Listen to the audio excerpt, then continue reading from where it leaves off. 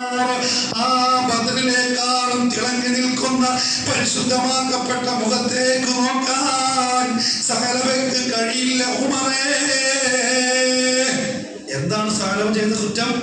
ഒരു സ്ത്രീ എന്നറിയാതെ നോക്കിപ്പോയി, ഒരു സ്ത്രീ എന്നറിയാതെ നോക്കിപ്പോയി എന്നുള്ള കുറ്റമാണ് സഹലവ ചെയ്തത്.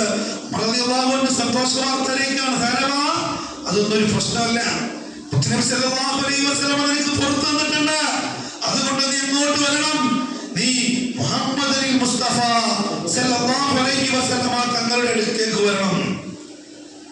ആ സമയത്ത് ബഹുമാനപ്പെട്ട സഹലബ റളിയല്ലാഹു അൻഹു പറയുന്നു, ഉമറേ, എന്നെ കൊണ്ടുപോകുന്ന അവസരത്തില്, എന്നെ പരിശുദ്ധമാക്കപ്പെട്ട മദീനയിലെ കൊണ്ടുപോകുന്ന അവസരത്തില് ഒരു പരിശുദ്ധമാക്കപ്പെട്ട നിസ്കാരത്തിന്റെ ജമാഅത്ത് നടക്കുന്ന സമയത്തായിരിക്കണം എന്നെ മദീനയിലേക്ക് നിങ്ങൾ കയറ്റേണ്ടത്. കാരണം നേരിട്ട് മുത്തുനബിയെ കാണാനുള്ള ആ ഒരു പക്വത എനിക്കില്ല, ആ ഒരു കഴിവെനിക്കില്ല. അതുകൊണ്ട് മുത്തുനബി സല്ലല്ലാഹു അലൈഹി വസല്ലമ തങ്ങളുടെ ബാക്ക് വശം കണ്ടാ മതി, ആ മുഖം എനിക്ക് കാണണ്ട.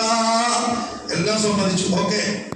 അതുപോലെ തന്നെ വേറെ ഒന്ന് രണ്ട് കണ്ടീഷനൊക്കെ വെച്ചു. എല്ലാ കണ്ടീഷനും ഓക്കെ പറഞ്ഞ് മഹാനരായ ഉമർ ഇബ്നുൽ ഖത്താബ് റളിയല്ലാഹു അൻഹും സൽമാൻ അൽ ഫാരിസി റളിയല്ലാഹു അൻഹും സഹലബയെ എങ്ങോട്ട് കൊണ്ടുപോവുകയാണ്? ഇലാ ഹദ്റത്തി അഷ്റഫുൽ ഖൽഖ് റസൂലുള്ളാഹി സല്ലല്ലാഹു അലൈഹി വസല്ലം. ഒരു സുബഹിയുടെ ജമാഅത്ത്, ഒരു സുബഹിയുടെ ജമാഅത്തിന്റെ ഒന്നാമത്തെ റക്അത്തിലേക്ക് ബഹുമാനപ്പെട്ട സഹലബ റളിയല്ലാഹു അൻഹുവിനെ കൊണ്ടുപോവുകയാണ്.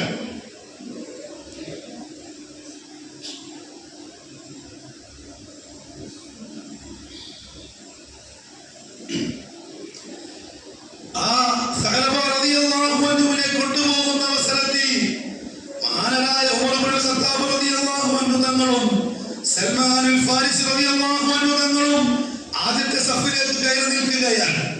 സഹലബ റളിയല്ലാഹു അൻഹു പിൻസഫിൽ നിൽക്കുകയാണ്. അങ്ങനെ ആ സുബഹിയുടെ ജമാഅത്ത് കഴിഞ്ഞ് സലാം വീട്ടിയ ഉടനെ മുത്തുനബി സല്ലല്ലാഹു അലൈഹി വസല്ലമ തങ്ങൾ ചോദിക്കുകയാണ്, യാ ഉമർ, യാ സൽമാൻ, മാ ഫഅല സഹലബത്തു അബ്ദുറഹ്മാൻ. എവിടെയാണ് ഉമറേ, എവിടെയാണ് സൽമാനെ എന്റെ സഹലബയുള്ളത്? അപ്പോൾ പുറകിൽ നിന്ന് യാ റസൂലല്ലാഹ്